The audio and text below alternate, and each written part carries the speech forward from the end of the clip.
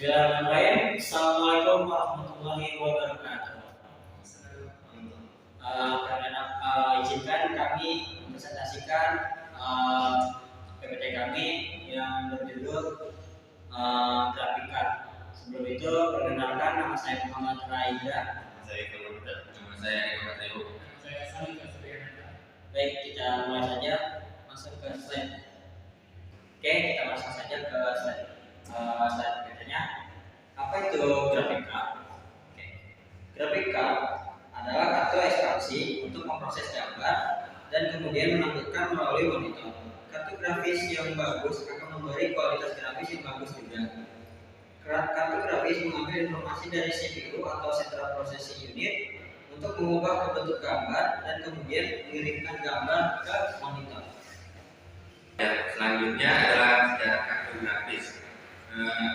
Grafika itu dimulai pada tahun 1981 dengan diluncurkannya IBM CGA atau Color Graphic Adapter, menghadirkan kemampuan tampilan warna dalam resolusi rendah. Nah, selama 1980-an itu standar tampilan grafis meningkat dengan kehadiran EGA atau Enhanced Graphic Adapter dan VGA atau Video Graphic Array yang menawarkan resolusi lebih tinggi dan kemampuan warna yang lebih baik.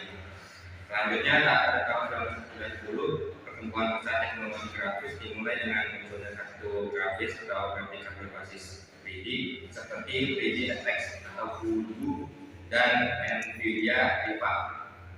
Perkembangan ini membawa grafis 3 dimensi 3D ke dalam permainan komputer.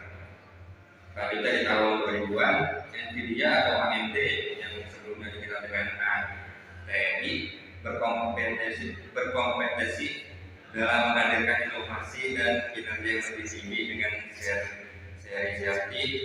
seri kartu grafis baru seperti Nvidia GeForce dan AMD Radeon. Munculnya arsitektur GPU lebih canggih ini dan kemampuan pemrosesan paralel yang lebih tinggi pada pertengahan 2000-an memungkinkan kartu grafis untuk tidak hanya digunakan dalam gaming atau game, tapi juga dalam komputasi paralel, riset ilmiah dan bidang-bidang lainnya. Selanjutnya, komponen GPU yang pertama itu adalah cooling fan atau fan dan thermal system, terdiri dari heatsink dan kipas untuk mengeluarkan panas dari komponen inti grafika agar tetap bekerja pada suhu optimal. Lalu selanjutnya adalah GPU atau chip GPU, merupakan chip khusus yang dirancang untuk memproses dan mengelola tugas-tugas terkait grafis pada suatu sistem komputer. Fungsi utamanya adalah menampilkan gambar atau video pada layar komputer. Selanjutnya ada VRAM. Ini adalah memori untuk menyimpan data grafis yang diperlukan selama proses rendering. VRAM berperan penting dalam memberikan akses cepat dan efisien terhadap informasi grafis yang digunakan oleh layar komputer kita. VRAM, terus ada juga namanya VRM. Itu bertugas memastikan GPU menerima daya yang cukup yang diperlukan dengan tegangan yang konstan terus-menerus. Semakin banyak pinnya, maka semakin banyak daya yang diperlukan dalam dan semakin powerful juga kemampuan grafika. Selanjutnya ada PCIe interface. Ini slot di motherboard tempat kartu grafis dihubungkan. Ini biasanya menggunakan PCIe itu kali 8 atau kali 16 RAM. Terus ada output interface.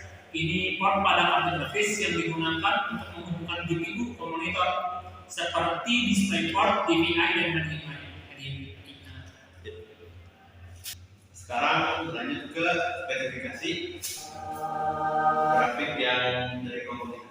Pertama, nama grafika ini adalah Valid GTX 950 Strong-X dan spesifikasinya ini RAM-nya 2 GB, GDDR5 dan memiliki nama GPU yaitu GPU-nya GM206.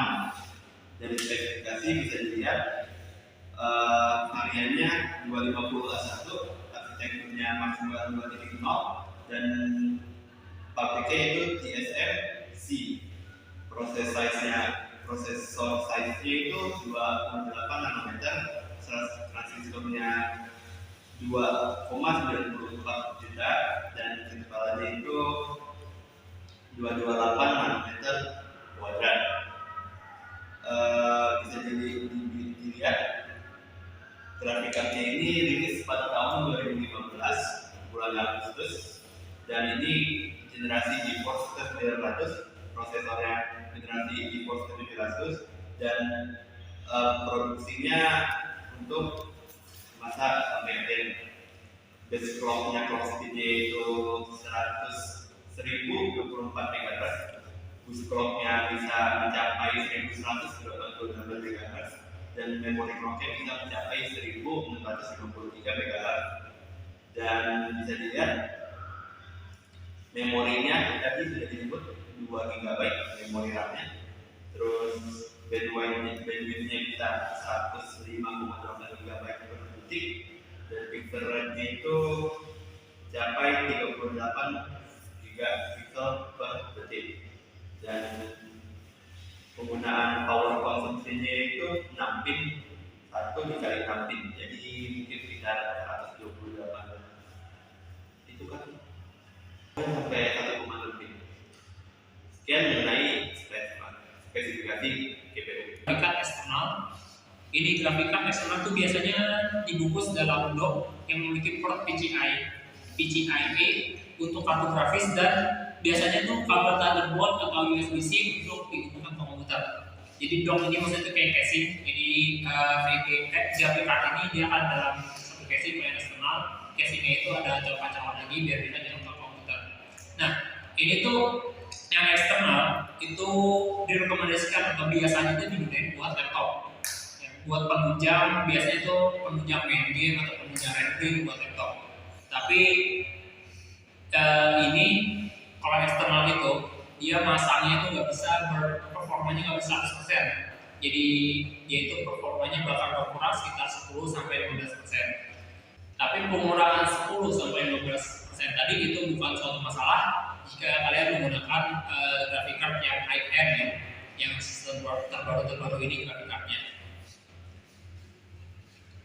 Terus kalau misal ini sama grafik card eksternal ini rekomendasi kalau misalnya kalian pengen main game seperti AAA, game-game yang menggunakan grafik rata kanan gitu. Kalau misalnya di laptop yang kurang mumpuni, laptop lama, ini grafik card ini tidak bisa menunjang sampai bisa main gamenya itu rata kanan gitu, grafiknya high semua.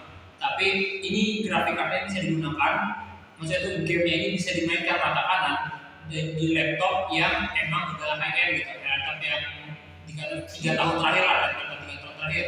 Kalau misalnya kita pakai laptop 3 tahun terakhir terus kita pakai grafik card eksternal, kita bisa main game AAA yang grafiknya itu bisa rata kanan semua. Tapi kalau misalnya laptop kayak gini, kita main game AAA grafik rata kanan, nggak bisa.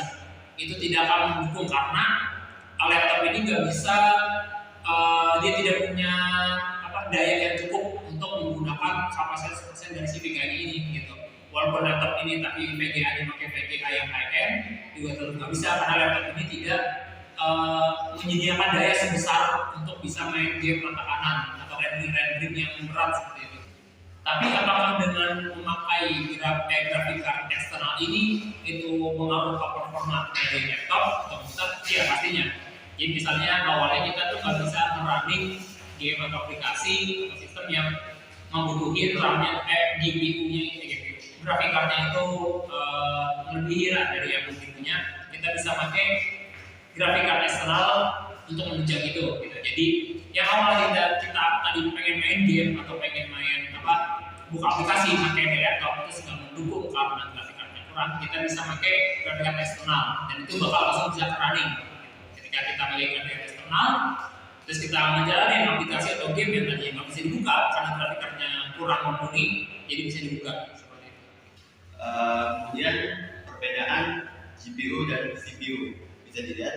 CPU itu yang berada di motherboard biasanya sebagai inti CPU komputer adalah central processing unit yang berupa otak dari komputer yang bertanggung jawab untuk mengeksekusi instruksi, menjalankan program, dan melakukan tugas-tugas kompleks secara umum. Jadi semuanya itu dikerjakan dengan GPU.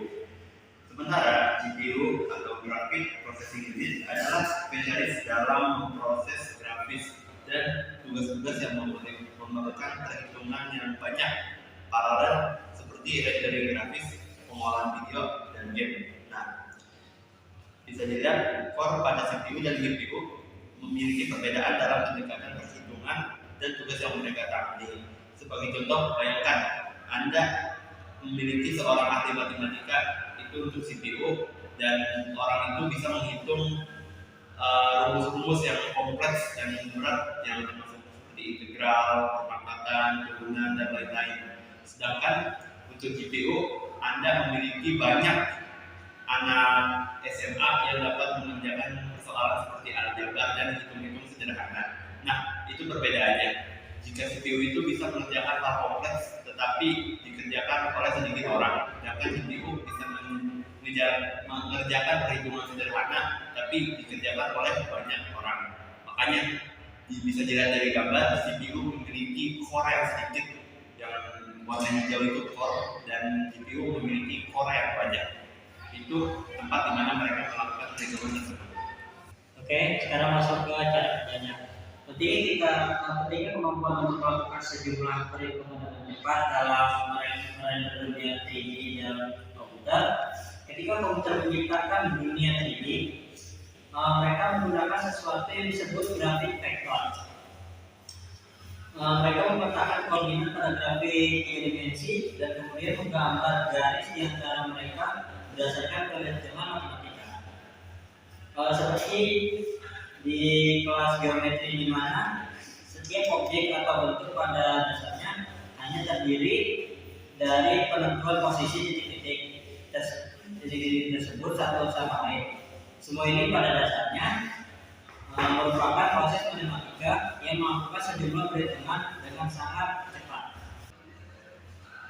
Selanjutnya pada fitur-fitur grafika, yang pertama ada ray tracing, selanjutnya software, ada juga shader core, lalu VR support, high frame rate support, lalu ada juga high resolution texture, dan high bandwidth digital content protection, lalu terakhir ada multiple monitor support. Selanjutnya, mengapa grafika itu dibutuhkan? Ada banyak fungsinya. Pertama, bisa untuk gaming, lalu pemodelan 3D, bisa untuk desain grafis, dan terakhir adalah pemrosesan data dan AI. Berikut sekian presentasi dari kami.